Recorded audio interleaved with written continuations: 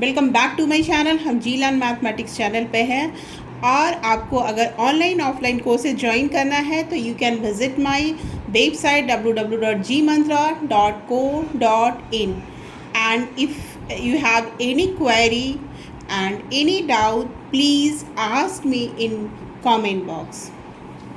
So let's begin for class 12 term 2. Small bulb is placed. यहाँ पे हमने bulb रखा। कभी कभी बहुत मज़ा आता है ना, अगर आप स्विमिंग पूल में जा रहे हो, स्विमिंग पूल के इनसाइड में बल्ब, आपने ऐसा बल्ब जो वाटर से अफेक्टेड नहीं हो तो ऐसा कुछ कनेक्शन इनसाइड कर दिया, ठीक है, या इधर से ऐसा कर दिया कि बल्ब के अराउंड वाटर ना जाए, ऐसा कुछ कनेक्शन हम यहाँ पे कर दिए। और ये जो टैंक है ना, इसमें पूरा क्या है, वाटर है, और वाटर का रिफ्रैक्टिव इंडेक्स क्या होता है, 1.33 होता है। तो हमको पूछा जा रहा है कि बल्ब, जैसे कि तुम कोई बल्ब घर में जलाते हो तो कितना एरिया में वो जो लाइट है वो रहेगा। अब मान लो पानी के टैंक के अंदर या स्विमिंग पूल में कहीं भी इस तरह का बल्ब, तो कितना एरिया उसके लाइट से इल्यूमिनेटेड होगा, वो एरिया निकालना है ना। तो ये एक सर्कुलर पॉइंट सोर्स से क्या बनता है, एक सर्कुलर ऐसा बनता है, सर्कुलर सोर्स, ठीक है।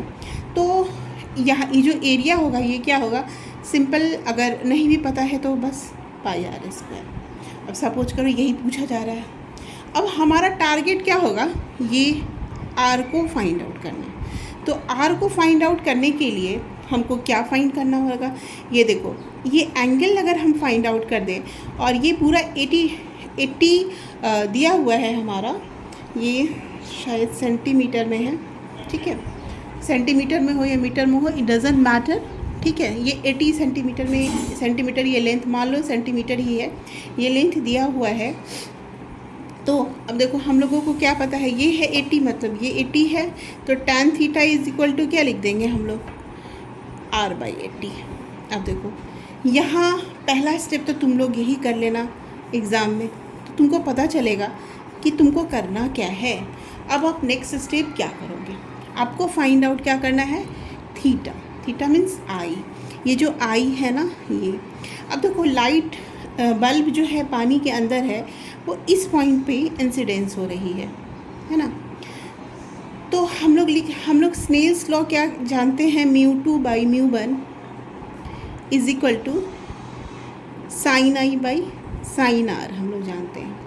μ2 मीन्स एयर में जा रही है ना, तो हम लोग इसको क्या लिखेंगे,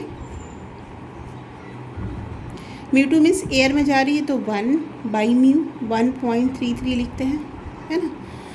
और इसमें 1.33 लिखा, और ये जो है हमारा आई हमने लिखा है, यहाँ पे आई एक्चुअली ये इंसिडेंस है, ठीक है। तो यहाँ पे अगर in the case of total internal reflection, total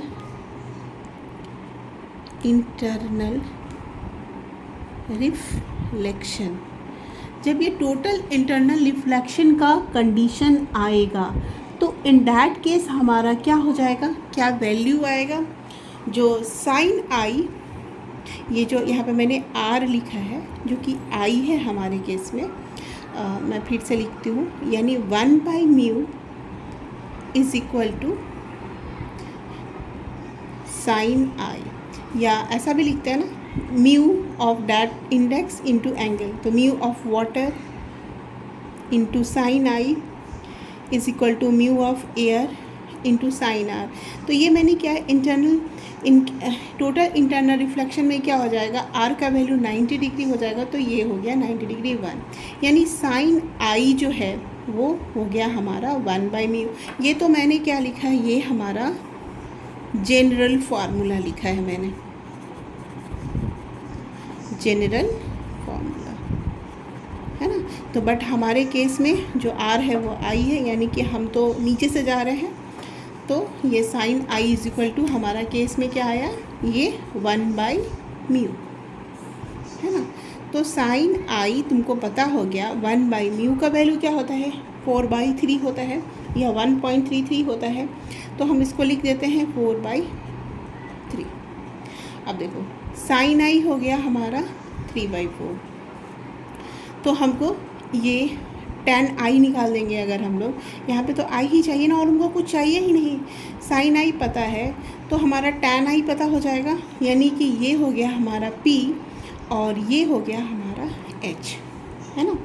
तो ये हो गया हमारा p और ये हो गया हमारा h। तो ये हम करते हैं 16 माइनस 9 यानी √7 आ गया हमारा, ये b आ जाएगा। तो b आ गया तो tan i का वैल्यू क्या आ जाएगा एज पर मैथमेटिक्स, p/b यानी 3/√7। 3/√7 आ गया। अब तुम डायरेक्टली यहाँ से कर सकते हो 3/√7 इज इक्वल टू r/80, यानी r बराबर 80 इंटू, बुक में क्या क्या है एंगल 48 पॉइंट समथिंग ऐसे कुछ, बट आपको नहीं हो रहा है तो आप डायरेक्टली ऐसे कर सकते हो। 80 इंटू 3 क्या हो गया 240/√7। चलो हम इतना ही करते हैं ना, बट हमको क्या पूछा जा रहा है πr²। तो एरिया बराबर क्या होगा पाई मतलब 22/7 इंटू r² 240/√7 इंटू 240/√7, है ना। हम लोग इसको ऐसा लिख सकते हैं 240/√7। तो एरिया हमारा आ जाएगा ये हो गया हमारा 49/20 इंटू 240 इंटू 240, या तुम इसको अगर 3.14 लिखते हैं तो 240/√7 का वैल्यू क्या हो जाएगा सम, ये आ जाएगा हमारा पॉइंट, अगर 240 को मीटर में बनाते हैं तो 2.40/√7 का मतलब, अगर ये सेंटीमीटर में है मीटर में बनाते हैं तो अगर जो भी यूनिट है वो हम देख लेंगे। तो √7 मतलब 4 से ज़्यादा है, 4 का हो गया 2.4 6.25 यानी कि 25 2.5 से ज़्यादा यानी 2.6 है, यानी कि ये जो वैल्यू आएगा ना, अगर आप इसको मीटर में लिखोगे, एक 10 पे पावर सेंटीमीटर में मैंने लिया है, r बराबर मीटर में करेंगे तो 2.40/√7। और 2.40 को √7 देखो कैसे √7 का वैल्यू ऐसी तरीके से कैसे फाइंड आउट करेंगे। देखो 25² क्या होता है 625, है ना। तो ये हमारा क्या हो जाएगा 2.5 यानी 2.5 से थोड़ा सा ज़्यादा होगा, तो 27 नहीं होगा, उसे मतलब 26 के अराउंड हो जाएगा, है ना। तो 26² हम ऐसे कर सकते हैं 2.6 या 7 समथिंग आएगा, तो ये हमारा अराउंड 0.91 होगा। तो हम लोग डायरेक्टली भी यहाँ कर सकते हैं 0.91 इंटू 0.91 इंटू 3.14, तो ये आई थिंक 0.81 यानी 2.61 के राउंड आएगा।